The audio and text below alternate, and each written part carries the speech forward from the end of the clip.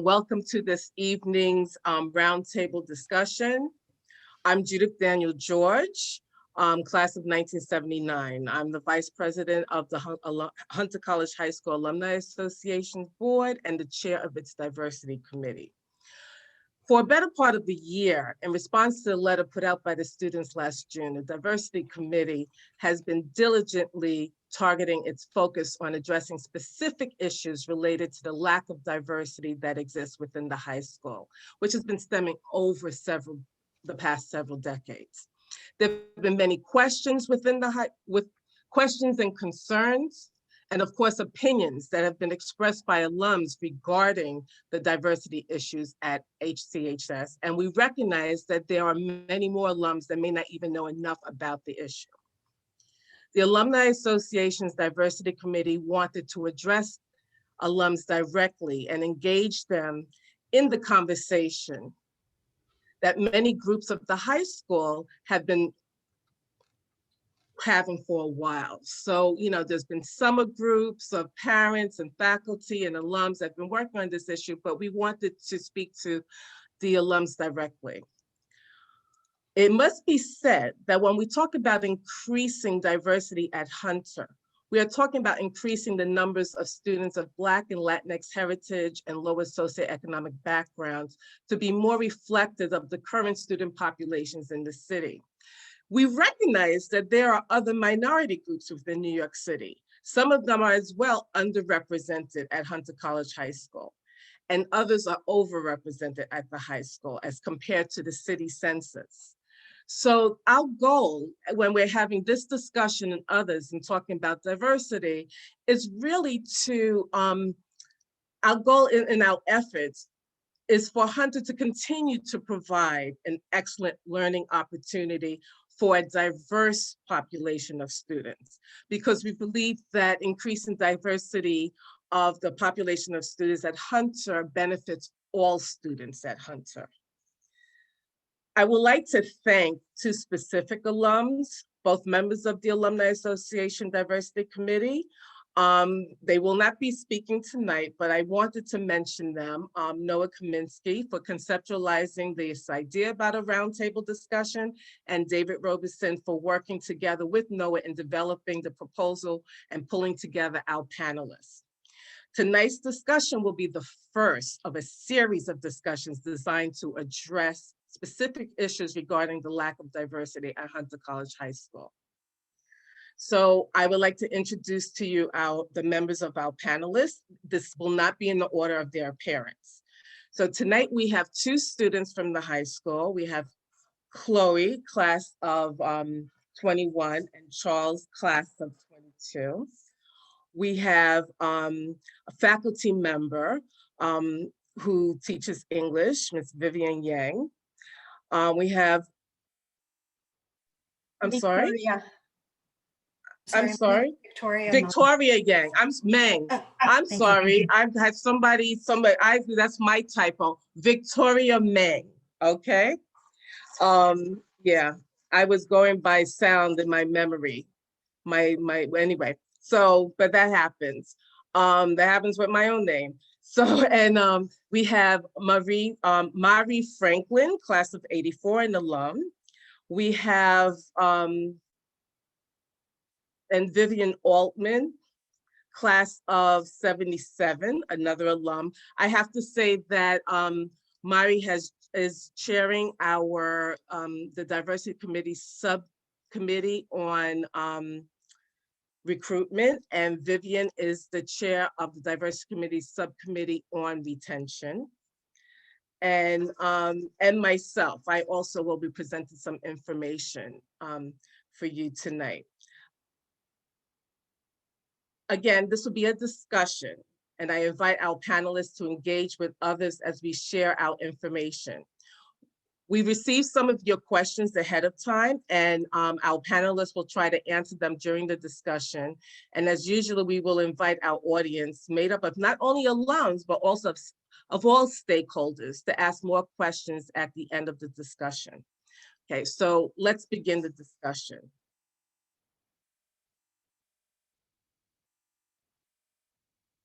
So I think we will begin with Chloe and Charles as they tell you, share with you their experiences at Hunter. Hi, my name is Chloe.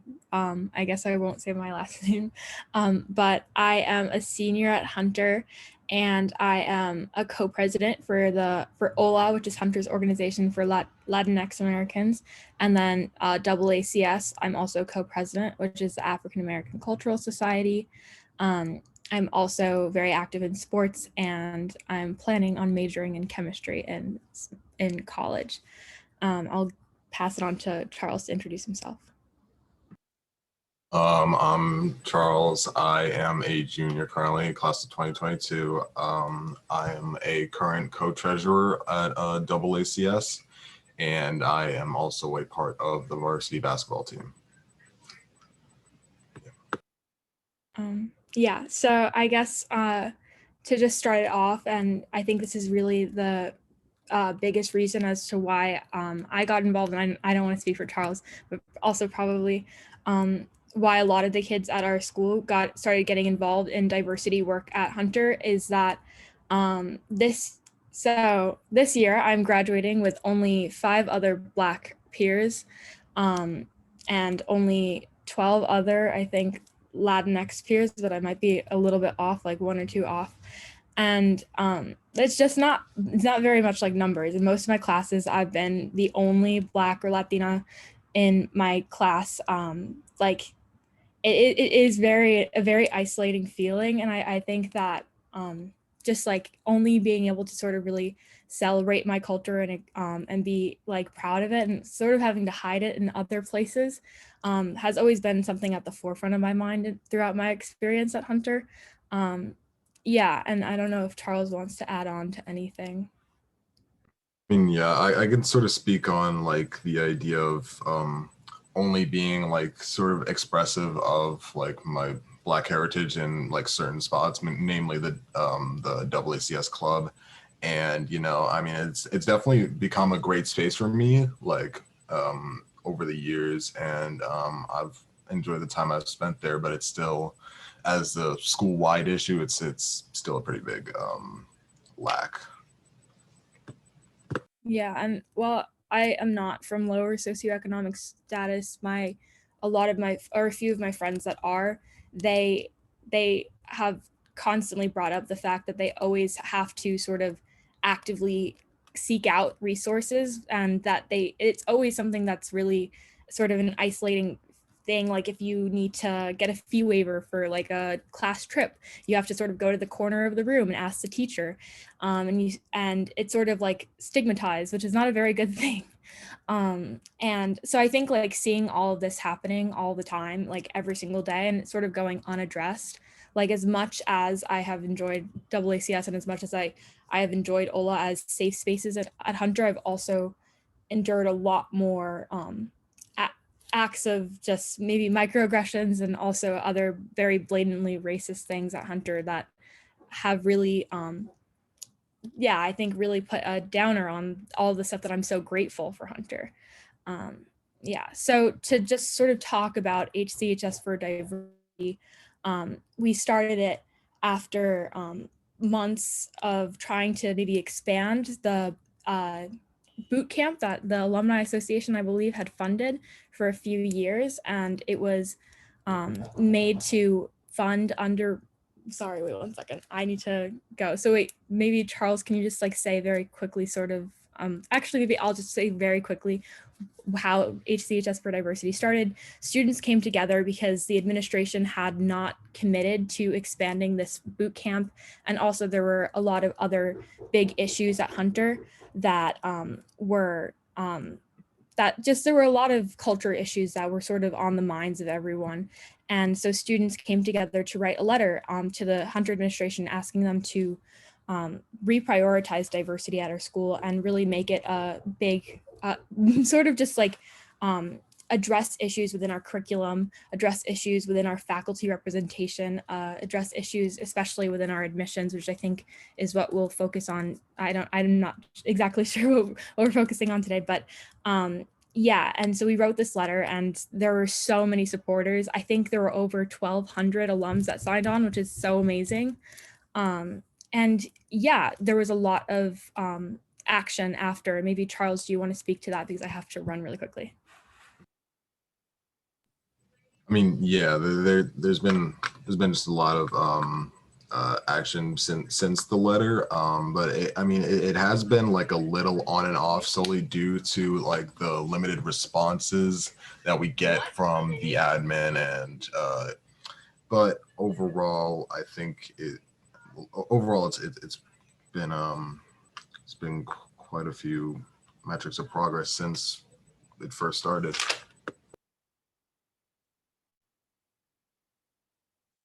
Sorry, I'm back. So in July, the students started the HCHS for Diversity Really, where we started to use social media as a platform of keeping the Hunter student body, and also some of the alums, that mostly younger alums, that have Instagram and social media, to keep people constantly updated and informed about the diversity at Hunter, because that was also a very big issue, that there was a very lacking transparency over all the efforts that were going on to diversify our school and to change our curriculum, to make it more culturally responsive. And so we did that. And in July, we also met with the administration to talk about the admissions process. We had connected with a lot of different experts over the month of July, and we also did a lot of research, and we sent them, I think, 5 proposals, and none of them to date have been responded to formally.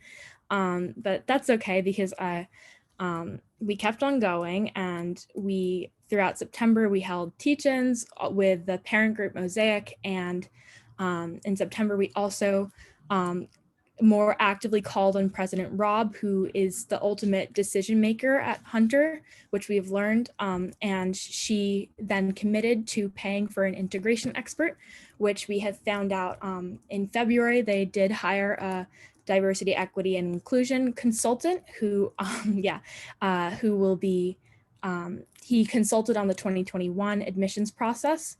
And then he also is going to be working with the task force, which I'll just talk about a little bit later.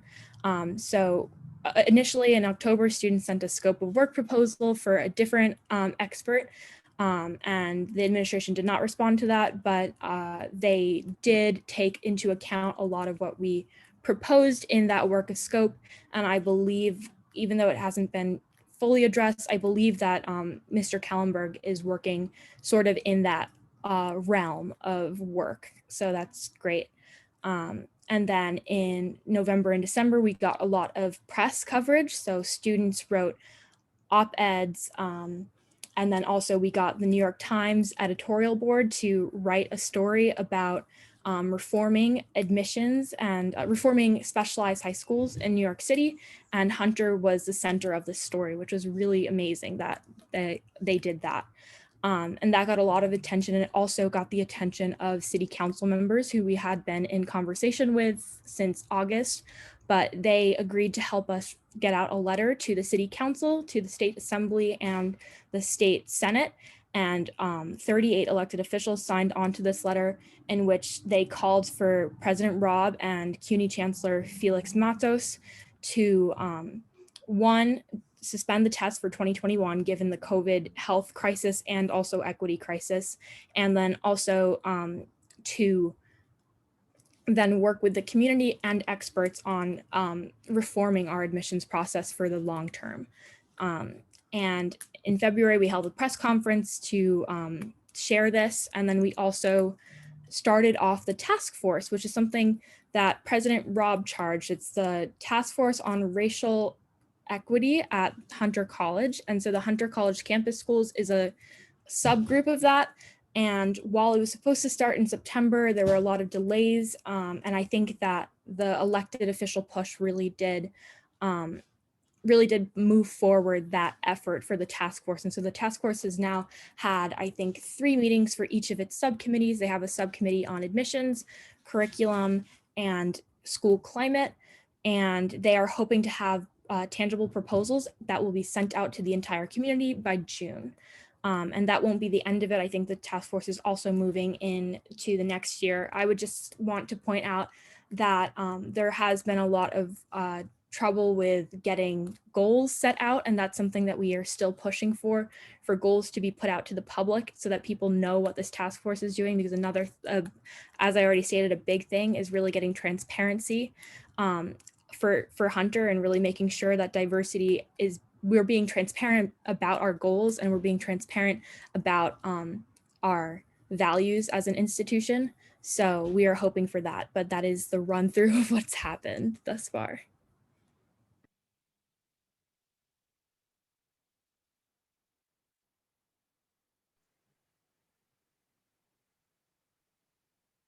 So, and Charles, is there anything you would like to add? No, I think Chloe summarized it perfectly. Okay.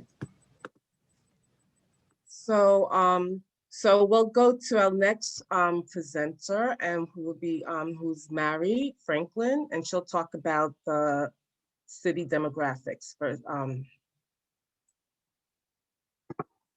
Hi. So good evening, everyone. I'm really glad to be here. It's really so inspiring to hear how passionate we are about getting the social justice pieces of everything about being a Hunterite right. I am a newcomer to our diversity committee, and what I actually wanted to share is that when I first got started in this subcommittee, I actually live in the Chicago suburbs right now. So I have not been part of New York City public schools. I haven't even been part of Chicago public schools in kind of sorting out that where do I go to high school and how do I do that? And so I thought that one thing that would be of service is to sort of get everybody's heads in the same place, because we all have recollections of how it used to work. And you know, there's always the we did it great. So, and we, you know, we're all great. So I am all up for it. I have a few slides to share. And I just got a message that my screen sharing is disabled by the host. So I'm going to ask Aniko if she can give me a hand with that. And that's why I asked if you wanted me to make you a co-host. You're co-host now, so you're good to Okay, share. sorry about that. Okay. I thought you saw that I said yes, but I didn't say. So I just I waved at you and you didn't see me. No, I did So- not. But you're okay now. Thank you so much. Okay, so I am going to share. Oh, here, I'm going to do it this way. All right, I am going to share my screen right here. Whoops, where did it go? Ta-da. So I have a little white paper that I developed to try to get my head wrapped around where I'm at. Can you all see this kind of slideshow thing? Yes. Okay, great. Okay, so I actually peeled it all the way back, because having been a Hunterite, I didn't even know how like normal people got to high school. You know, because I did Hunter, and then I just, the rest of the world didn't exist at that point. So I took a big step back, because not only was I clueless back then, the process has actually changed quite a bit. For New York City high school students, you have to apply to a high school. You don't just kind of like walk in the door the day that you're ready. You do have to go onto this online system and apply to a school. In addition, there are some competitive application schools, which are the ones that are generally considered our kindred spirits, right? The Shazat schools and LaGuardia for the arts, which I think used to be a combination of music and art and design and others, maybe not art and design.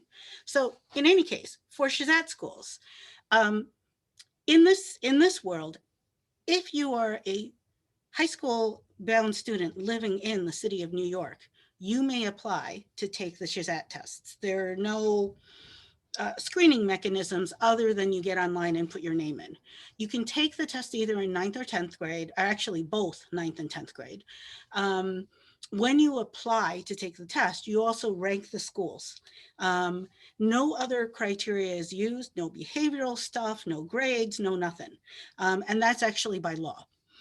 Then the system, you take the test, you get whatever score you get, and then there's some algorithm that runs to try to optimize preference to where you sit numerically on the test score. This is the epitome of the high stakes test.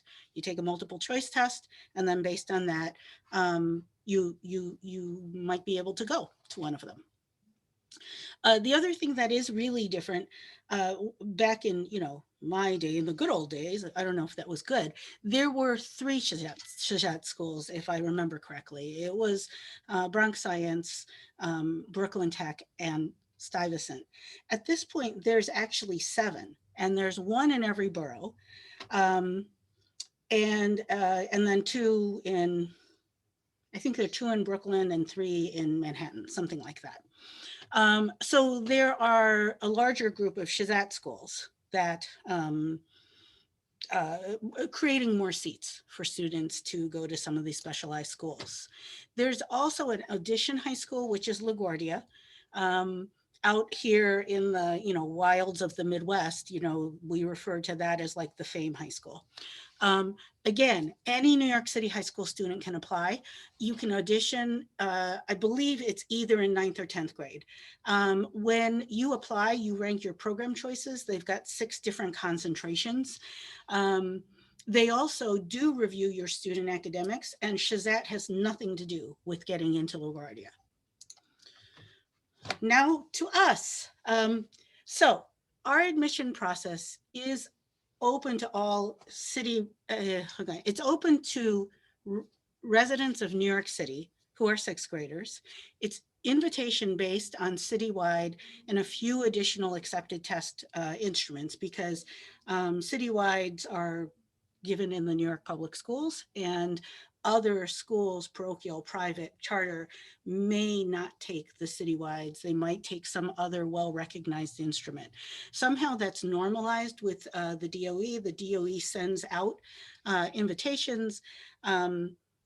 People who get invitations to tell them that, we qualify for this test, then we have to apply. And we have to take the test. It raises some issues in terms of equity and access in that step. Then so on one day we take the multiple choice and the essay test, but there's 2 screens. One screen is the multiple choice test, and those that pass that multiple choice then get their essays reviewed. It's completely reset. Your ranking on the multiple choice doesn't matter. And then some handful are, the next class gets admitted. Mission meets diversity. I mean, as a mission, our high school website says that we serve students who demonstrate advanced cognitive ability and prepare them to be lifelong learners and leaders. We assist in the development of creative, intellectually curious, and original thinkers who are passionate about learning. Our schools use the principles of gifted education, including depth, complexity, challenge, enrichment, and acceleration of the curriculum to meet the needs of intellectually advanced students. Our process results in 175 students roughly being offered a spot. And there are kind of a few issues that I've sensed are going on in the community. One is, the question of how does this process compare to what we remember back in our day? Does anything about the process, selection process, surprise you? I would love to collect some of your impressions. You can either email me at marifranklinlaw@gmail.com, or you can, I'm generally on the Facebook page, so I can also catch things that get posted up there. But I think one of the big things that we're trying to do is open the discussion to one of the amazing gifts of participating in this committee is that I'm connecting with all of our sisters and brothers who are Hunterites past and eventually I may even get to meet some of the present. But this conversation is what creates wisdom and knowledge and understanding so that we can then provide some additional infrastructure to support what we know needs to happen, which is we need to have a process that ends up diverse. These are not perfect numbers to work with, but somebody asked about the statistics. And so these are very rough numbers from 19, 20, 21, I believe. And this will be a subject of another thing I'm doing, but because someone asked, I wanted to show this to all of us. The New York City Public Schools has about 75,000 sixth graders, about 67% who are African-American and Latinx. The invitation is based on citywide and the other test instruments. So there we're maybe at about 3,500 students. And before they even get into our process, we have dropped from a combined 67% to a combined 25%. Of that group, about 2,000 students end up deciding to apply and take the test, and we lose a few more in that step. We then, passing the multiple choice, it looks like we're losing some people in the multiple choice. Interestingly, we don't appear to be losing proportion through the essay process. So that does speak, this is just given for context of understanding what is happening without actually addressing causes at this point. In terms of citywide numbers, there's a terrific website that is maintained by the New York City Public Schools. So here is the demographic breakdown of Hispanic and Black and Asian and white students across the city. The numbers from the year before get us at 41% Hispanic, 26% Black, 16% Asian. Sorry, I need to move my little zoomy thing. 15% white, and then multi-ethnic is 3%. This is an overlay of poverty-based information that I just want you to be aware exists. If we're interested in doing a roundtable about this, I am in the process of working through this, through these numbers and kind of providing narrative to them, to the extent that anyone in our audience is a demographer, a data person, a social justice warrior, a communicator.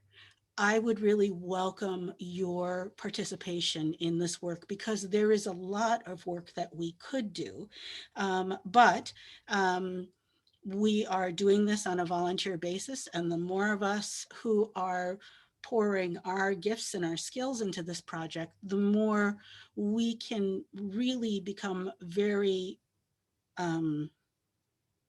accurate about what is going on and provide the data needed to form recommendations that may have a better chance of sticking. Someone else also asked about how things compare to the Shazat schools in terms of representation. The Shazat schools also see a skew where the green across these 8 schools are actually Asian. The High School of American Studies at Lehman College actually has a higher sort of, white representation in the schools. Purple is Hispanic, red is Black, and nope, sorry, orange is Black. And there's another color in here that I didn't think about. So it's probably multiracial. I'll have to go back and check. But in terms of comparing us to Shazat schools, there is a challenge here. My daughter is an educational policy major at minor at Knox College, and the professors who she's working with are always talking about these numbers, that there is a lack of equity when we're providing specialized programs. And it's a big question that is a really exciting thing to be able to help tackle.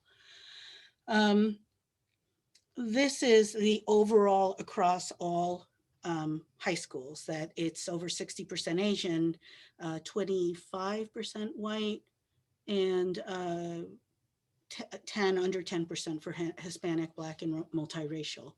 And then this is also another estimate that I don't have comparable data for Hunter, but this is also an interesting look at the percentage of schools at the various specialized high schools who are students in poverty.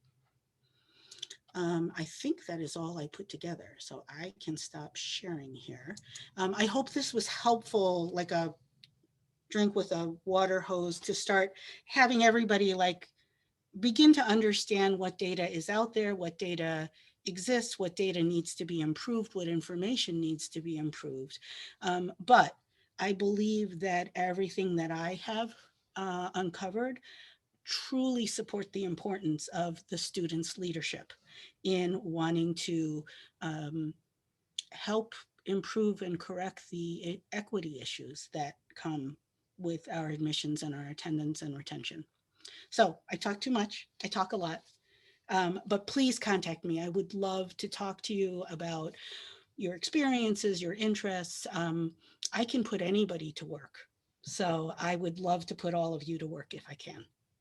Okay. Well, thank you, Mary, for that, for sharing all that data. I want to remind the audience that this is what tonight is about. It's about really providing information.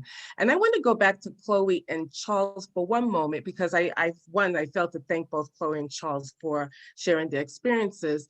But I also would like to know, since we're talking about attending Hunter or taking the test or admission, Chloe, if you could speak about, and Charles, how did you come to take the exam, or actually to get to Hunter? How did you first learn? When did you first learn about Hunter and the exam? I can go first. So my older sister actually attended Hunter as well. She got in through the elementary school test. I did not. And so I've pretty much known about Hunter my entire life. And so then, you know, in like a 5th and 6th grade, then I was, you know, fortunate enough to be able to take a class that specifically helped with the Hunter test. And like, even after those classes, my father sort of helped me like with even like deeper understanding of the materials. And then I got in. So that was basically my experience with the admissions process. Okay, thank you, Charles. And Chloe? Yeah, so I got into Hunter through the elementary school, and my parents, I think my preschool teachers had mentioned stuff about the GNT test and about different schools, because I guess I was like learning a little bit ahead of like some of my classmates, and so they told me to take that, and so I did. And that's, yeah, we didn't really know that much about Hunter or the other schools, so it's sort of lucky. I know that there's a 8th grader currently also here. Amira, if you take out the last name, I'm sure people would love to hear, because she came in from the high school. Hi, my name is Amira, and I found about Hunter 2 months before I took the test. I got a notice from my school that I was eligible to take it, and so then from then on, actually, I found out because my friends on the bus had started studying for the test before they even knew if they could take it. And then after that, my parents were like, "Oh yeah, you should totally just try and get in." And so for the last, I think, for a month and a half before I took the test, I studied, and then when the time came, I got in. So yeah, I knew about it pretty short notice before it came. Okay. Well, thank you for sharing that. And I'm going to present next on some, information on, admission practices up to this year, so pre-COVID admissions practices. And basically for, to become eligible for the test, a Hunter looks at the entrance exam is, taking the entrance exam is based on 3 factors. It's based on what grade you're in, is based on where you live. So it's only open to New York City residents.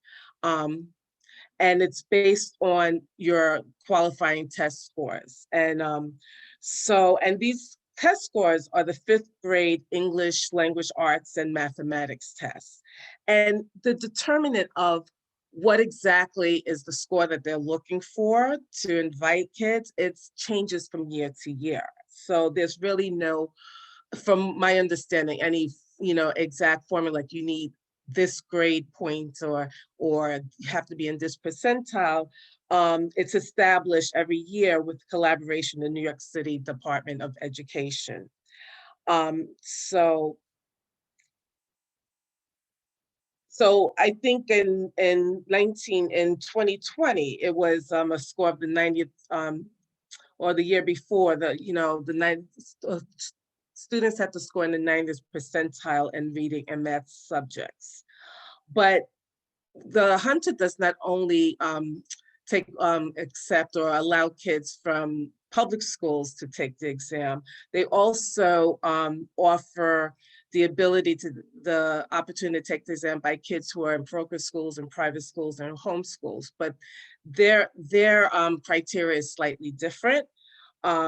So for those who don't take the New York State English Language Arts exam or mathematics exam, there are other standardized exams that Hunter accepts and looks at scores above the 90th percentile. And then what Hunter will do is, for those who are being homeschooled, Hunter will allow students with recommendations from like a guidance counselor or principal to take what they have is like a qualifying exam, which is given in November. And then based on the score in that qualifying exam, then students are invited to take the exam in January. So I'm sorry, I'm reading because I haven't committed this to memory, but so I'm trying to be accurate. So, so what happens is the Department of Education will alert Hunter, let Hunter know that, these are the students that meet the criteria of, sitting for the exam. And then Hunter will prepare a letter that's given to the Department of Education that the Department of Education will send out to those students and those families saying, you qualify to take the Hunter exam. And then those families are then invited to, go online, to sign up, and like we see here, some families may know about Hunter, some families, their first introduction to Hunter may be through this letter saying your child qualifies.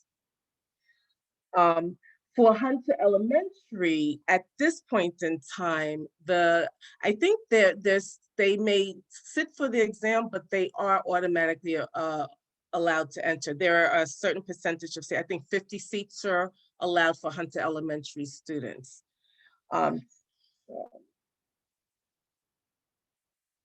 So once the families receive the letter and start to apply, that's when Hunter actually starts to get information about these families. Until this point, like the Department of Education does not give specific details about the families to Hunter. It's when the families start to apply online. And then the qualifying scores are verified through students, school, and then that provides an opportunity for additional recruitment by the Hunter admissions staff. So once the families start to apply online, then Hunter now will start to engage these families. And part of this engagement has been, with Hunter has been to encourage family to take part in community-based test prep programs. So such as the Hunter Boot Camp, such as SB, there's also Quella Test Prep, so other commercial test prep programs. So, Hunter, and I believe Chloe referred to this earlier, that, the Hunter High School has been involved in, and was involved for 2 years in forming its own test prep boot camp for many students, Black and Latinx students, to help them. And then after that, referred them to other programs that were available. So that's basically how, students are invited to, learn about the exam and are invited to sit for the exam. I don't know if anybody has anything they want to add to that. Now, I do have to say, like, I'm class of 1979. When I was entering Hunter, I don't recall it being about, standardized test scores. I remember that, we were recommended by teachers and principals to sit for the exam. So I think there's been some shifts over the decades. To talk more about the exam, we have Victoria Meng, and she can give you more details about the test itself. Thank you so much, Judith, and everyone who's spoken. I feel really fortunate to be here, and I'm so glad that the Alumni Association and its diversity committee are doing this, and thank you. And I'm so proud, particularly of our students, and I see 3 of them here, and yay, hi. Every Hunter student, I truly believe, from teaching here, this is my 8th year teaching at Hunter, deserves to be at Hunter. But what I posit is that there are additional hundreds of students in New York City who would also thrive at Hunter. It is a space issue. We can house 250 students. So how do we pick these 250 out of the pool of the hundreds that are perfectly qualified? And I would say that that's a question worth asking, because our current test has some approaches, but I would say any instrument is imperfect, and our test is an instrument. So who designs the test, and when and how does this happen? The macro answer about designs, as Chloe said earlier, this is about, it goes all the way up to the president of Hunter College and admissions policies, maybe even to the chancellor of CUNY. But in terms of the micro specific question of how does this test get produced? How does the sausage get made? Well, I'm one of these people. By the way, I'm also a class of 1996. So this is a 3-hour test that takes place usually the 1st or 2nd Friday of January. Really cold day. Kids from all across the city come over, about 2,500 kids and their parents huddle around. Most of them end up in the 68th Street building. Some of them end up in the 94th Street building. And so again, this is another reason why that number floats around of the qualification cutoff year by year, because we literally have only the number of chairs and tables and proctors that we have. So we need to set that number differently each year, depending on how we can then open the test to the largest number of people who we can actually accommodate. This is a 3-hour test. That's intense for like 10 and 11-year-olds. And there's a part of us that says, oh, why are we doing this to them? But the shorter the test, the smaller the sample size in a way, right? And all evaluative instruments suffer from the problem of partial information, even grades. I don't know all the information. I don't know if a student, has been struggling with the death of a pet, for example, when I'm grading their essay. So, you know, with a test, the fewer questions there are, the shorter it is. Even we're getting even a smaller snapshot, just like a 1-inch picture of who they are. So that's one reason it is a pretty long test for this this age range. There are 50 English language arts multiple choice questions. So 5 reading passages. Usually one of them is poetry. Usually at least one is nonfiction. Then there's a writing prompt. We try to make it a writing prompt that could not exclude, but that's also any instrument. It's going to be easier for some than for others, right? So for example, I'm not giving anything away here. This is available from the test samples that were downloadable from the website back in the day. You know, a typical writing prompt would be something like, tell us about somebody who has made a big difference in your life, right? We'd like to think that all 10 or 11-year-olds could name someone like that this is not in itself a discriminatory question, a biased question, right? And in fact, actually about 10 years ago, it was before I joined Hunter, we did invite an outside agency to review the content of the test, to look at how the actual substance of the questions and answers, to look for biases. And the test itself, it's not biased, but we're going to get into some of the nitty gritty of how there are choices that are made in this test design. And we don't really know what would happen if we were to make some other choices. So I see this as an opportunity to learn some things about how we make choices. So, all right. The suggested timing for these 3 sections. Oh, I forgot to mention, then there are 30 math multiple choice questions.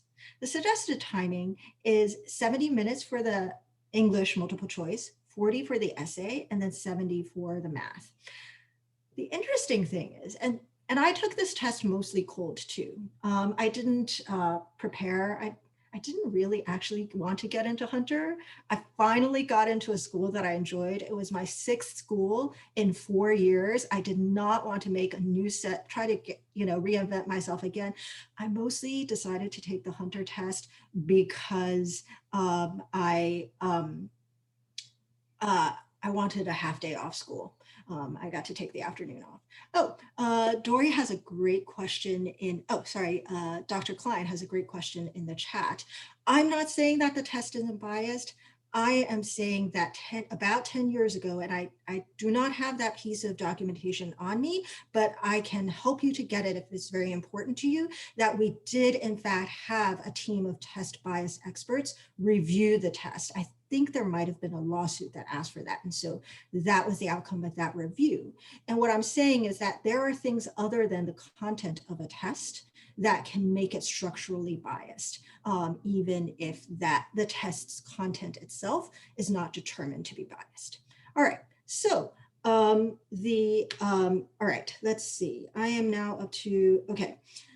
So when I arrived at the test, one of the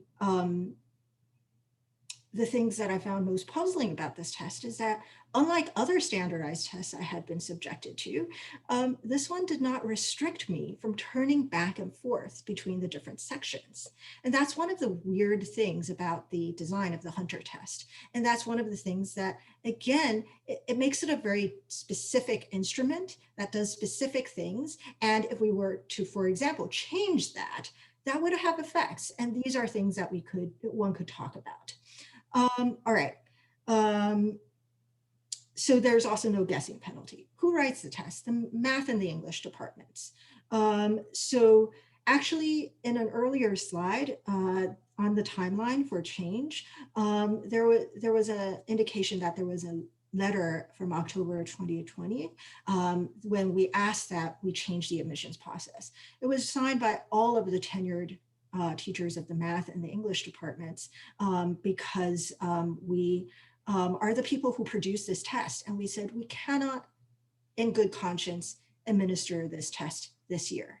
It's written for just different circumstances. And moreover, we said that we have been asking as a faculty for many, many decades for systemic change, for some sort of review, overhaul, reform of our admission system. Not a one and done deal. That's not how life works, right? But to try some things, see what happens, keep trying things until we make it better. All right, so yeah, it's 5 or 6 of us based on interest and availability that get together to write the English test. And we gather readings and we pare them down to those 5 passages. And something else, which, you know, it's not general knowledge, but it's not hard to surmise, is that we do have a limited budget for obtaining copyright. That means that there is a limitation in terms of what kinds of passages we can use, right? Depends on what we can afford.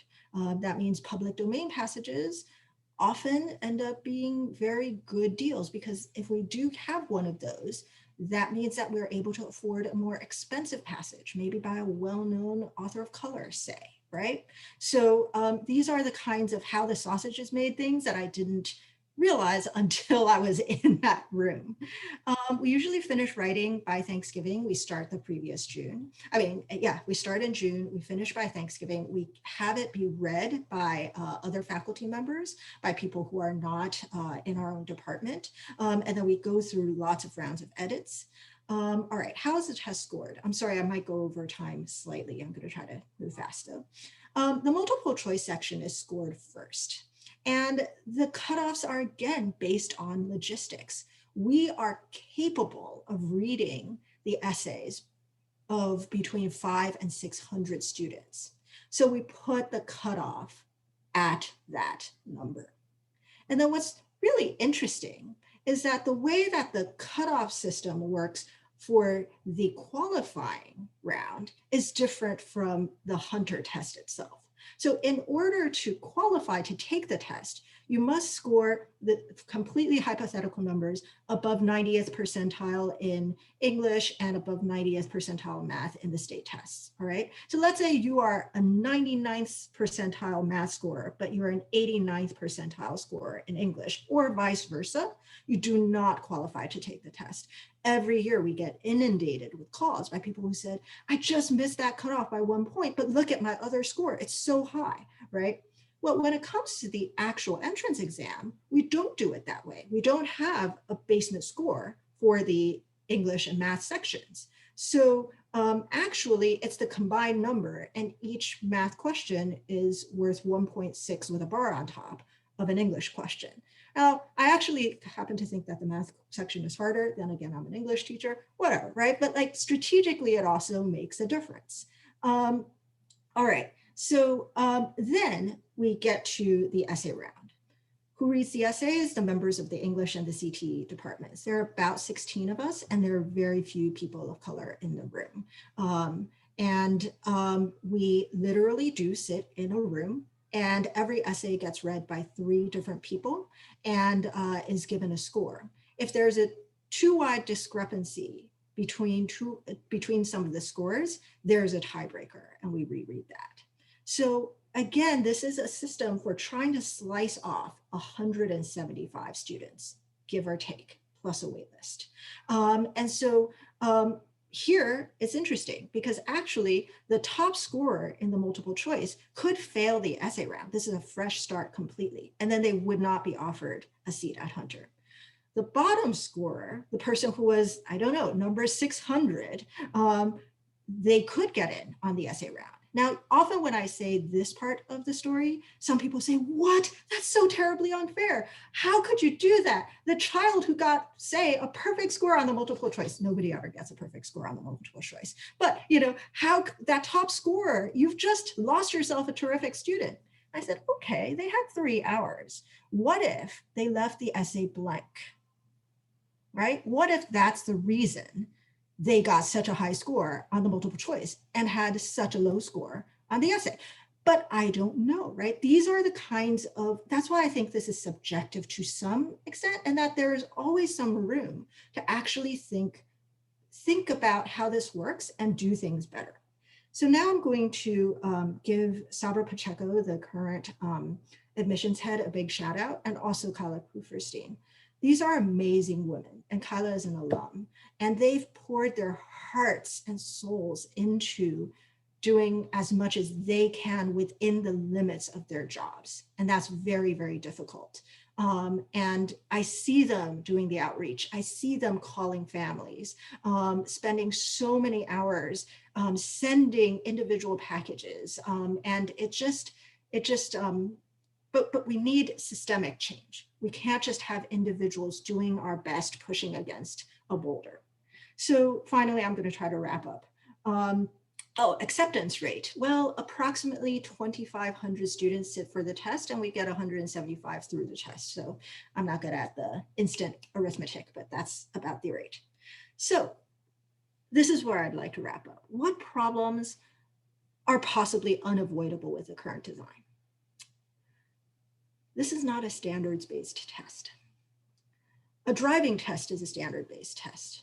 You're safe on the road or you're not safe on the road. And the test is supposed to give us a good enough estimate of what skills make you safe, right?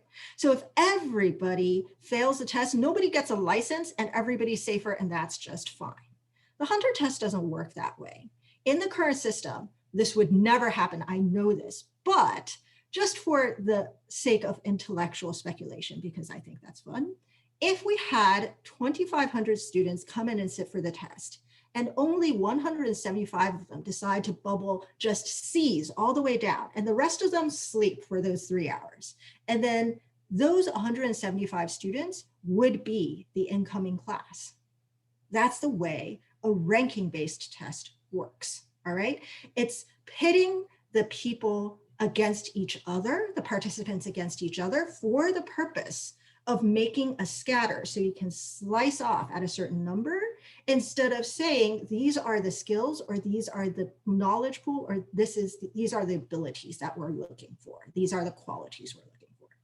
Now, ranking-based tests serve great purposes. There are reasons to have ranking-based situations sometimes. So for example, the Olympics, I mean, sometimes you want to keep making people do, oh, you can do triple Lutzes, let's make them quadruple whatevers, right? Let's make things faster, harder, stronger, whatever the Olympic things is, right? And then sometimes things actually turn out, this kind of ranking-based system actually malfunctions in heartwarming ways. My favorite example happened last year, 2019, in the Scripps National Spelling Bee. The students broke that test. A spelling bee is a ranking-based test, right? The idea is you keep going until people make mistakes. That's forcing error.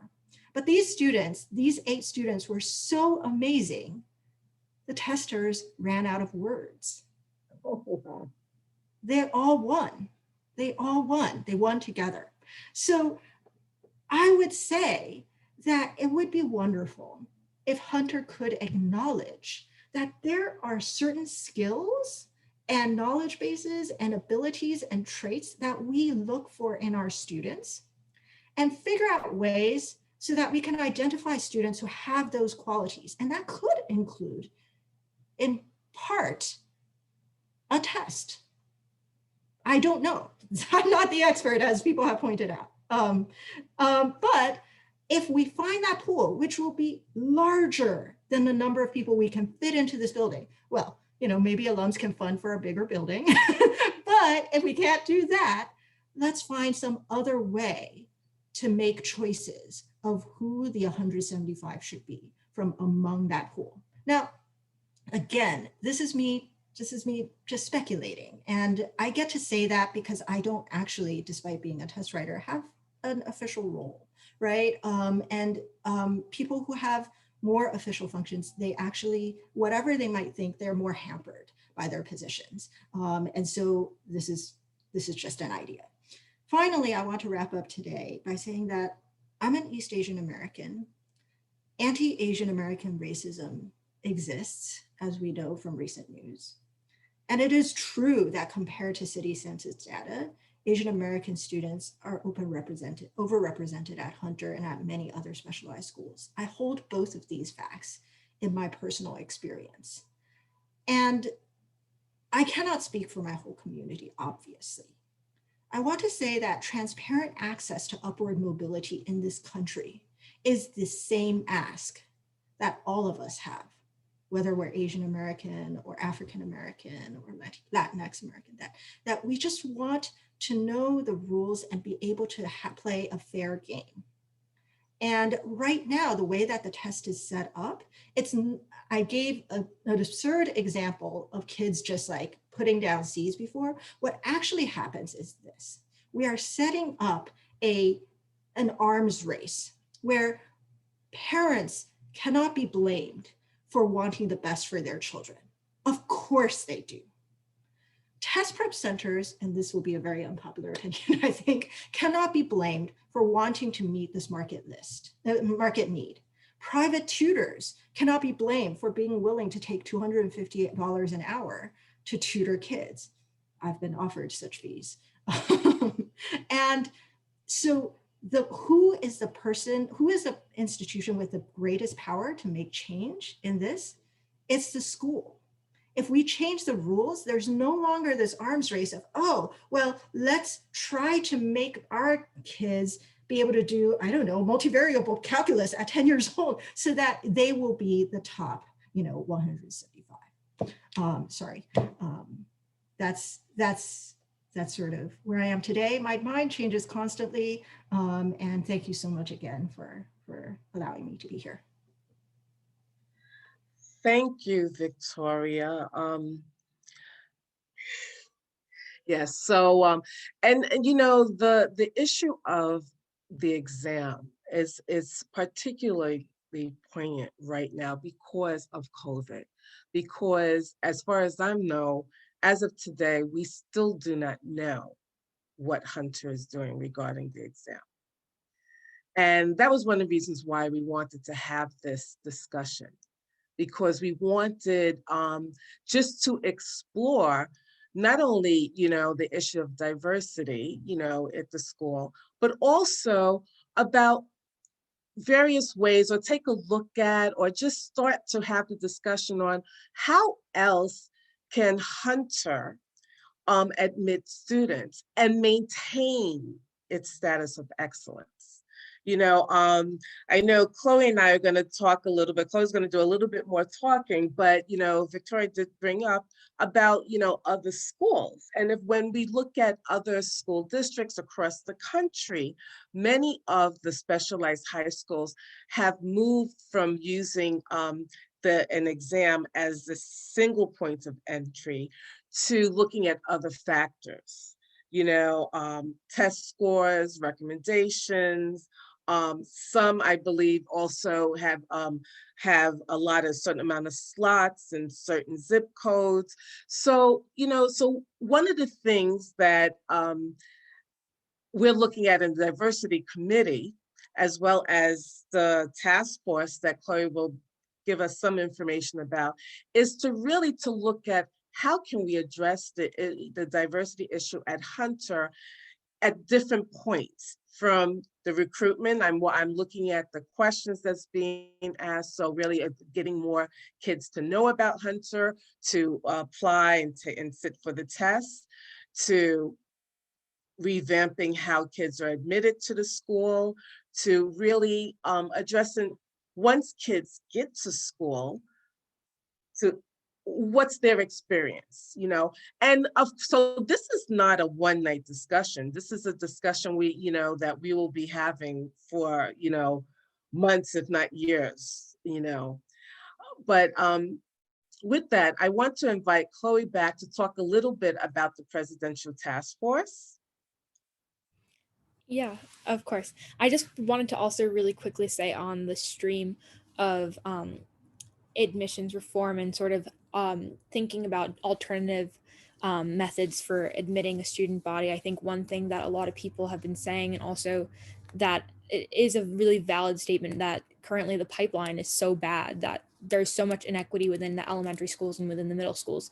But I think often people are saying that often people think that it should either be admissions reform for high schools or it should be fixing the pipeline issue in the elementary schools and middle schools. And I think that it should be both of them, and that Hunter can't really control what's happening at a larger scale within the New York City public school system in the elementary school. But what they can do is that they can work within the parameters that they can, and they can address the admissions and the diversity crisis at our school. So I just wanted to say that very quickly.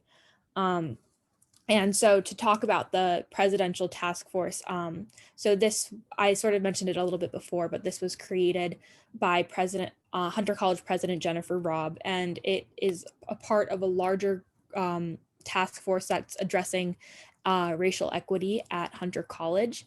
And so there is a subsection, which is the Hunter College Campus Schools task force, and that includes the elementary school and the high school. I think currently really most of the groups are focusing in on the high school, but also are also keeping in mind the elementary school.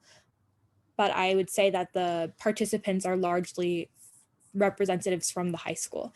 And for the task force has 3 different groups. It has the subcommittee on admissions reform, it has a subcommittee on curriculum, and it has a subcommittee on student climate. And there are approximately 11 people on each group. I think that there should be more people, but that's just my personal belief. And President Robb formed this committee she officially charged this committee in February, but they had originally planned to start it off in September, but there were a lot of delays because of, I'm not exactly sure. We have met, this next week will be the 4th time that each group has met. And it honestly, the scope of the task force and the ultimate goals are very unclear because just to be honest, they have not made them public, and they have not even made them very clear to the task force members. I'm a member of the curriculum task force, and while it is clear that we do want to create I would say that currently there are not goals in place, clear-cut goals in place. And we should expect to hear from them in June. That's when the first set of recommendations and insights should be set out to the public. And I don't know if Judith, if you wanted to share anything else. Well, I really don't have much more to share, but what I would like to state, and this will be to segue into our next and final presenter, was that, dealing with retention and is also important because of the attrition of students of color over the years. So that's why, it's important to have a committee, a subcommittee on the task force that addresses climate. And, but we want to talk about, what is Hunter's history of inclusion, And so I will go directly to Vivian Altman, and she will present some information on this, Hunter's history of inclusion. Hi, good evening. I know we've been on for a while, and I will try to keep this brief. I have just some limited information, and like Judith, I'm going to apologize for reading because I did not have too much time to prepare for this, but I know there was a question from an alum about students who were being admitted in 9th and 10th grade. And so I'm kind of going to start there. In November of 1964, a letter went out to public school principals, letting them know that the school was now only going to be admitting students in 7th grade, no longer admitting for the 9th and 10th grade. And that was directly because if the thought was that if, in quotes, disadvantaged students were going to come to Hunter with a prospect of succeeding, that they should be given the best shot, which would be a full 6 years at the school. Then in January of 1965, at a meeting of the Board of Higher Education, there was a resolution that, with regard to the high school, stipulated that admission procedures will be developed that will provide a student population representative of the various major ethnic groups and socioeconomic levels, characteristic of the New York City urban public school population. I'm going to repeat, that's January of 1965. It went on to say that 175 students would enter based on their performance on the entrance exam, but that another 125 spots would be reserved for students from Manhattan who will be examined upon recommendation of their principals as showing promise that they would benefit from a special program. And this meant that they would not have to meet any of the prerequisites, which were 2 years advanced math and reading, nor would they need to reach the cutoff score required for admission. In February of 1965, the president of Hunter, a man named John Meng, interestingly, Victoria, made a promise. Whenever such campus schools cease to concern themselves with the major present problems of education, they no longer serve the purpose for which they exist. All of our intellectually gifted children must receive the best possible education. Then, some of us older timers will remember Bernie Miller. He came to the school as principal in September of 1965. 6 months into this new policy, he described to other secondary school principals what had been happening. And he said in September of 1965, 67 students who in previous years would not have been eligible to enter Hunter College High School were admitted to the 7th grade. Along with them came 220 fully qualified students. What happened? 26 of the 67 girls had national test scores in reading and math, which showed no significant achievement above the average for 6th grade. The remaining 41 students had 8th grade levels in basic skills as required of traditional applicants. And he went on to say all of the experimental students failed to make qualifying scores on the Hunter entrance exams. And this is what he found when he joined the school in September. But he reports that 22 or 54% of those students who failed the entrance exam, but who read and did math above the grade level, students who would not have been admitted before the Board of Higher Education changed the basis for admissions, were now doing quality work along with the fully qualified students. So despite that, the policy was quickly changed. The policy then was changed to offer at least one spot to every Manhattan public and parochial elementary school for their best girl students.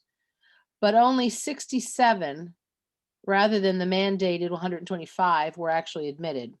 In the second year, it was clear that the weakness of the plan was that some of the better students from disadvantaged communities were being passed over because the requisite number from their home school had already been chosen.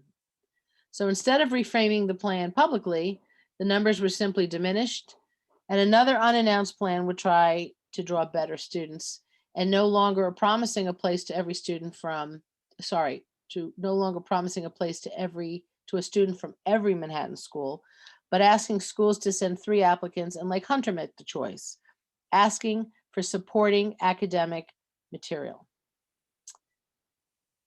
Then I located that in April of 1970, and I will spare you, but this article is really about other things that were happening at the high school. The then assistant principal explains that Hunter is a school for intellectually gifted who are admitted by an examination, but who have to be, the criteria was, and this is what I recall from my time, 2 years beyond grade level in reading and math. This is important, of the 1,105 students who came through throughout the city, 250, 25%, were Black or Puerto Rican. The article from the Times goes on to say that the prestige of the school is so high that for 200 openings available next September, so this is 1970, it's actually before I took the test, 2,400 applications were received. 1/4 of the entering class has been set aside for culturally or financially disadvantaged youngsters. And then from 1977, which is the year that I graduated, a quarter of each entering 7th grade school is a quarter of each entering 7th grade is chosen from promising but disadvantaged Manhattan boys and girls are nominated to take the test by their elementary school principals. Each principal can nominate 3.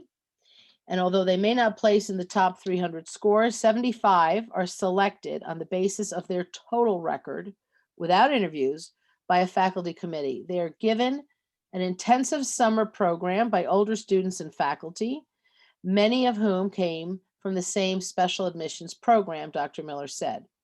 Minority students make up nearly 33% of the high school and 40% of Hunter Elementary. This is now pretty much my era. Dr. Miller was now the head of the campus schools. Many of you may remember Maria Lofrumento as the principal. And that's the school that I left. And I'm just going to steal a moment just to say that,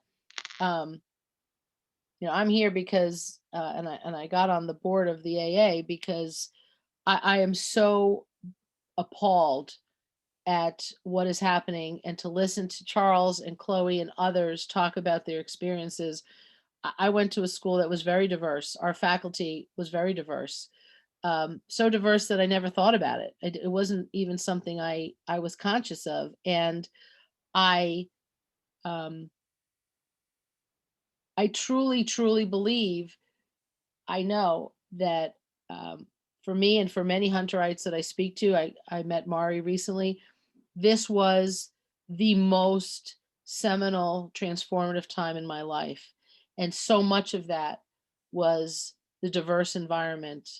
And so much so I've tried to replicate that for my children who did not go to Hunter. I don't live in New York, but the fact that we are depriving white students as much as we are depriving children of color by not having these experiences of interculturalism and getting to know people from other backgrounds. And I would also just want to say that when I was at Hunter, the one thing that was relatively homogeneous were income. People came from pretty similar socioeconomic backgrounds, and I think that there were very the people who had owned their own home, for example, were outliers. People rented. People mostly came from immigrant homes, were first generation. I'm in contact, as probably many of you are, with a lot of my classmates, and I've kind of learned this. It wasn't something we were even conscious of in those times, mostly because I guess we didn't go to each other's houses. We kind of hung around after school and then went home. The distances were too great. But just as painful to me as the lack of diversity is this striated economic environment that the students are experiencing, because this is something that's also extremely foreign and unfamiliar to me. So I will stop there. I know I went over, Judith. I'm sorry, but you know how I feel about this stuff. So Yeah. I'll stop there. But I guess the most important thing for everyone to really understand, and I know there are people of different positions on this, there was an effort that goes back 50 years, 55 years to encourage diversity and to meet that mission that Judith described or read earlier. And this is not acceptable where we are. And we have, I said this last night to Judith, we have suffered various threats to the school, mostly from budget threats, in my time and some of you. The city went bankrupt, and there were all kinds of stuff going on with financial, lack of financial support. But what I would say is, in a time that the city is going through a lot of, in the state, financial stress, what will close this school is this problem. And we've got to fix that. So, okay, I'm stopping. Thank you, Vivian, for that. So with that, I know we want to open up for questions. We tried to answer many of the questions that were sent ahead of time. So we hope those of you who sent questions ahead of time, got the responses that you were asking for. Maybe not everybody, we weren't able to address everybody's question, but I think we would like to open it up for questions right now. David, Judith, yeah. hi, Judith. Can you hear me? Yes. Hold on 1 second, please. Can you please raise your hands when you have a question, and then I'll call on you. And also, please come up with your video cameras if you'd like to join us. David Alpert is the first question. Go ahead, David. I have two questions, if that's okay. The first question was for the students. I wonder if you could share with us your thoughts on the causal factors involved in the economic and ethnic disparities at Hunter. Yeah, so if I'm interpreting this right, like sort of what has created such an undiverse Hunter student population in terms of like the test prep industry and other stuff like that? Exactly. Okay. Yeah, so I think one thing that I've just like culturally like noticed is that almost everyone at Hunter has probably half of their friends went to test prep and they talk about it all the time. Like kids in 7th grade, they like, I came from the elementary school and some kids knew more students coming in from a different school because both they went to the same school, like they went to one of these like very good public middle schools and elementary schools, so they knew a lot of people from there. And then also they went to like the same like nationwide prep or Queller prep or whatever, and it's so prevalent at Hunter, and it's so normalized at Hunter that you spend $3,000 or $4,000 or even more to prepare for the Hunter test a year in advance. So I think that is a very large contributor. I think the test prep industry, especially with Hunter being such a unknown test by like the general public, and there's only 2 tests available online, and the rest you sort of have to buy a book or you have to go to a test prep industry where they know a lot more about the Hunter test and they can really prepare you for that test. So I think that's a large contributor. And I also I think just in general, like Hunter, the test, I know especially for the math, I tutored a lot of underprivileged students through the boot camp that the Alumni Association helped pay for. And these students just simply had not learned like certain skills in geometry or other stuff like that was on the test that like it completely prohibits you from answering that question if you haven't learned it. I mean, some kids are just so bright that they can get around that, but for the most part, if you haven't learned it and you see this really complicated looking question on a test, you get frazzled and it really throws you off. So I think that's a really large contributor. I don't know if Amira or Charles have any other insights. I would say that like my only thought would be that like, I mean, if like a Black or a Latino student wanted to like look up the percentage of like of underrepresented minorities at Hunter, and then they find out how low the percentage is, I feel like that could also be a very like deterring factor in their admissions process. So yeah.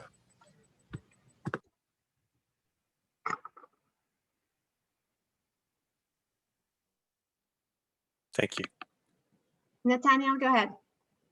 Yes, well, first, thank you all for the work that you're doing. This is such hard, deeply felt work. So anybody who's taking on this diversity issue, I give you all the credit in the world. It's long overdue and there's so much that needs to be done. But the main question I have actually comes from a talk that Chloe gave to a bunch of us DC alums regarding the lack of data that exists about Hunter diversity over the years. And my question, I guess it's the same as I had then, is that what kind of stories are you taking in from alums to gather information about both the impact of diversity policies or lack of diversity policies over the years, and just hopefully going forward, the impact that diversity can have? So stories like Vivian's of what diversity can have on students of all backgrounds can have for the process going forward. Are you taking in anecdotal stories? Are you having focus groups? What's the process like? I'll answer that. So I think there's been a lot of anecdotal stories. I'm one of those. I'm class of '79, the last all-girls class. And I tell this story all the time. I think I met a neighbor of mine, actually two neighbors of mine.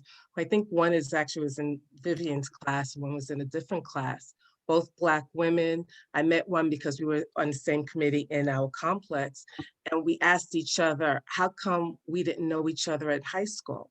We were there at the same time. I found out later we actually sang in the same gospel choir, you know, and I just say because there were so many of us, you know, so we didn't know everybody, you know, in different years. There were so many of us. And the diversity, the Alumni Association Diversity Committee is interested in hearing these stories and sharing these stories. We had an event in February where we had a panel of Black alums talk about their stories. We are planning to have more events like that where we have alums just come and share. Vivian talked about that a diverse hunter benefits everybody, or benefits white students, Asian students, Black students, Latins, you know, Latinx students. After our panel discussion in February, a classmate of mine who's, you know, who's very friendly with the moderator at that time of that discussion, called her and said, Lisa, and she's a white Jewish girl, and Lisa and her went to elementary school. They've known each other forever. And she's like, I benefit from the diverse hunter. You know, this is not about Black and Latinx students. This is about everybody at Hunter. So the call for stories, we're always sharing those stories. If I may just add a comment to Nathaniel, you know, I haven't been able to keep track of the chat too well. I will tell you, and Judith can speak to this better, we have a lot of alums who do not share these views on diversity. There are a lot of alums who do not share this view on altering the admissions process. There are things that are being said that probably would shock a lot of you about diluting the quality of education and or the student body. And Judith and, well, really Noah and David, you know, kudos to you, but this is part of the education process. And listening to Victoria, you know, has been so incredible in sort of understanding how the sausage is made. But she, you know, as somebody who's part of that sausage making, who herself can acknowledge that this is a flawed process, and what are we leaving behind, or who are we leaving behind, is something that there are a lot of people and across the generations that don't get. So there's a lot of work to be done, and a lot of communication that needs to be shared about why this is so important. Yes. Francisco? Oh, sorry. Hi. Thank you, Aniko. Can you hear me? Yes. I think you guys nailed it. I loved your presentation today from all of the angles. You guys did awesome. So from the class of 1990, thank you. I just wanted to share my perspective because you guys are on a very important mission here. And I want to give you what I know, because all of this is, I'm neck deep in all of this myself, because I am Latino. I'm a graduate of 1990 from 30 years ago. I am a parent of a Latino son who is in 6th grade, who I hope goes to Hunter in a few months. And, you know, Victoria, I have the sample test right in my hands because we do that all the time. But what I've learned, what I want to share with you guys as part of the process, I'm also a chief financial officer of a small company, and I love Mary Franklin's slides because I think the way you solve this, it's a process problem, and we deal with this in the private sector all the time. You want an end result, and there's like 6 steps to that end result. So you attack each step one at a time. And I will tell you that what nobody has mentioned is when my son was in 3rd grade, I looked at the Department of Education's Excel spreadsheets, all of the data on test performance. And I know that in 3rd and 4th grade, maybe 25 to 30% of Black and Latino students would actually pass the English and math test. I know statewide actually. And I know that white students, 40% of them would pass the English and math test. That's pretty bad out there, from what I can tell.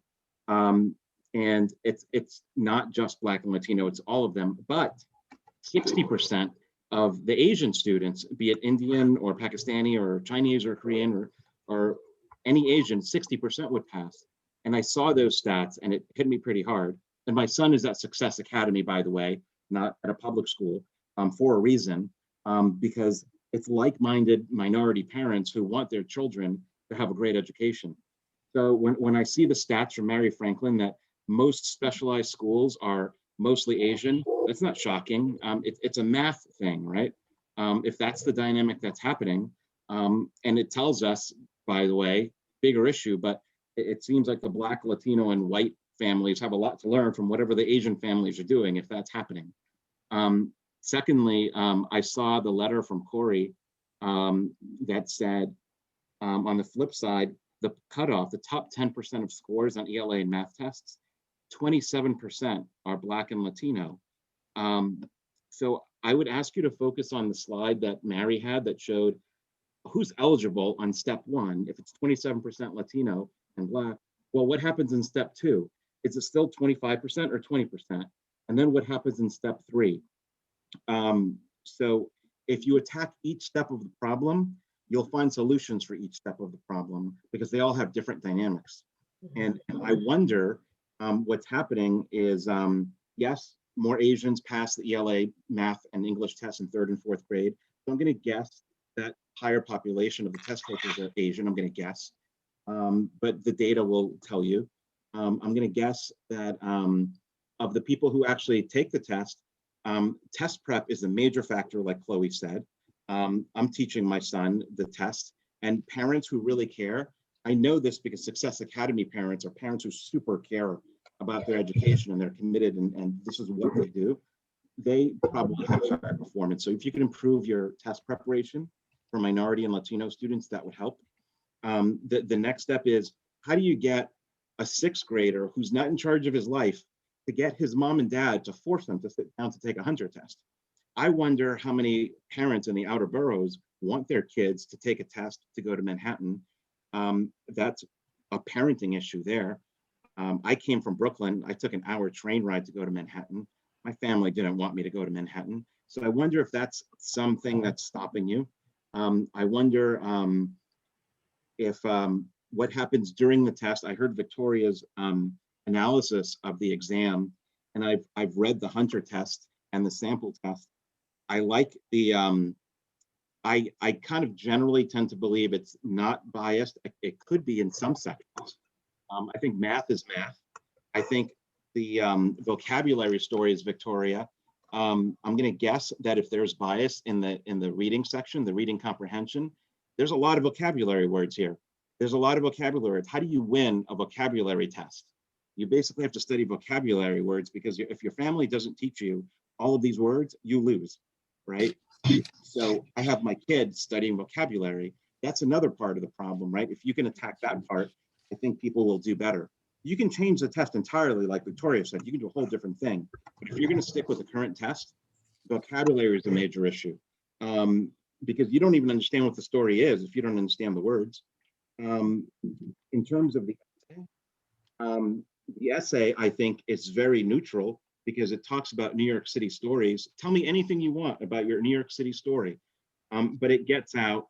What does it tell you if you're Victoria and you're reading stories? It tells you if the kid has good grammar, if they have good punctuation. It tells you if they can tell a story.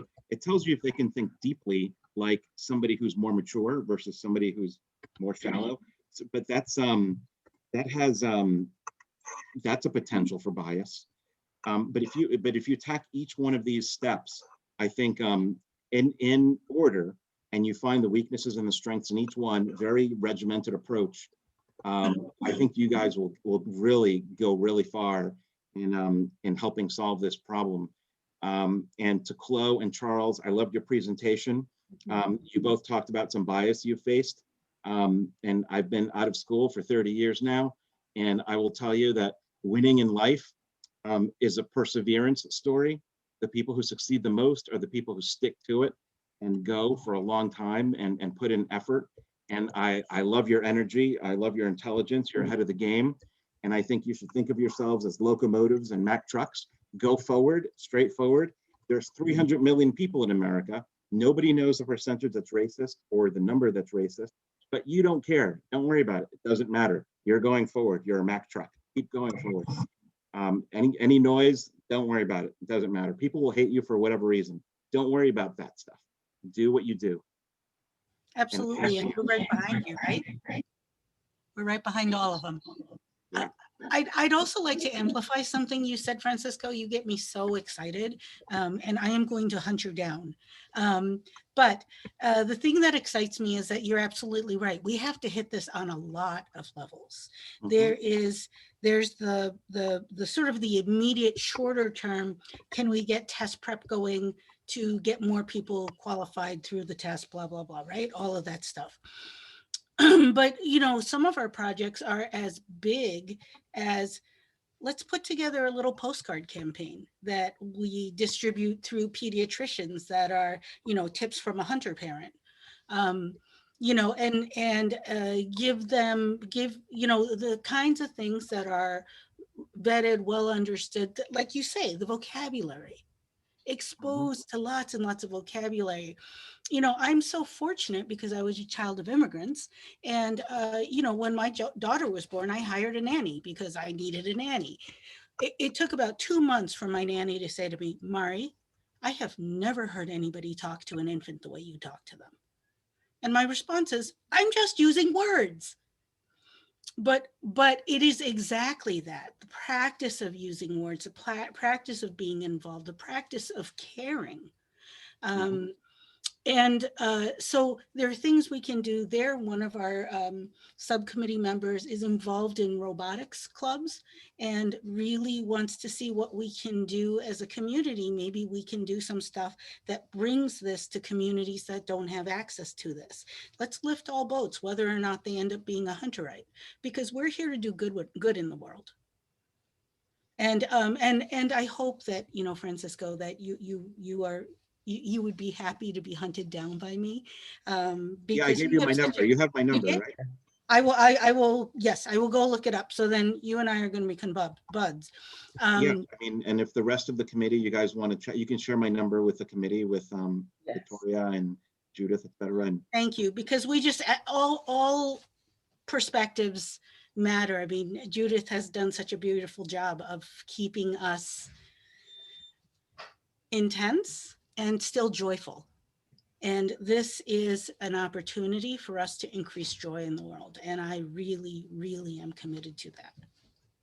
The only other thing I wanted to just to add really quick, Judith, is that, you know, the other part of recruitment here, and somebody mentioned this in the thread or in the chat, is that we do have to get the message out. You know, we do have to get, as Mari just said, you know, whether it's postcards or, you know, communicating with principals, communicating with parents. You know, I don't know about the rest of you, but when I was 11 years old, it was my parents who decided I was taking the test. I didn't make that decision, and they decided I was going. I didn't make that decision either when I got in.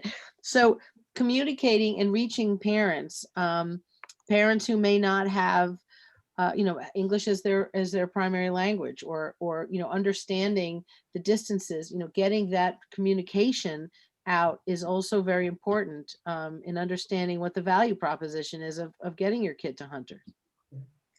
Thank you. Thank you.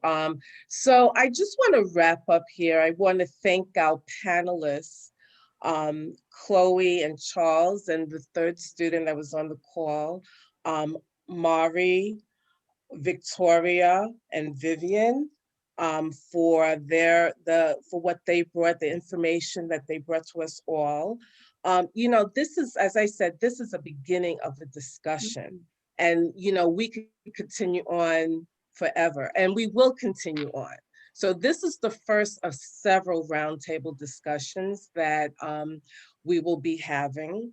And I know that you know, we may have answered some of your questions. And I know there are many more, you know, questions that are presenting themselves. But I want to especially thank Noah Kaminsky and David Robeson for their work in bringing together, the thoughts and ideas about the roundtable discussion and bringing together the panelists. They worked really hard, they want to stay in the background, but they worked really hard, and I really want to thank them. I want to let the alums know that, the diversity committee is working on all aspects of diversity. So from, like I said, recruitment and talking, we're exploring the issues with identifying how students are identified, how students learn about Hunter, because, there's different statistics. You have kids that Black and Latinx kids that are qualified to take the exam, but many don't. So, so there's that aspect. Of course, we know the admission reform, and the chair of that subcommittee is Sheila Anderson. And, so Mari's the chair of the recruitment subcommittee, Sheila's the chair of the admissions reform subcommittee, and Vivian's the chair of the retention subcommittee. We always welcome alums to join us. The diversity committee is made up of both board members and non-board members. So we always welcome alums to join us and to continue to engage in a discussion. Because, and Chloe mentioned, there are things that we do not have control over, and really the ultimate decisions about certain things at Hunter, we cannot make those decisions, but we can come together, we can have the conversation, and we can express our thoughts and our opinions and our values, and to help sway the decision to make it a more positive experience for the student. Because like Vivian, I had an excellent education at Hunter. I went to school with a diverse student body, and I just would like the alums that follow after me, and into the future, to have the same positive experiences that many of us who are on here tonight had at Hunter. So I'm going to say good night, but I hope to see you again really soon. Look out for announcements of our next roundtable discussion. It will, be targeted to certain things that we talked about tonight and explore them a little fuller. Okay, so thank you, everybody, and good night. And thank you to Eniko for her tech support with tonight. Okay, so thank you. Everyone. See you soon. Have a good See night. you soon. Bye. Thank you, Eniko. You're awesome. Thank you, Thank Judith. you. Judith. Hey, everybody, great to see you. Thank you, everyone.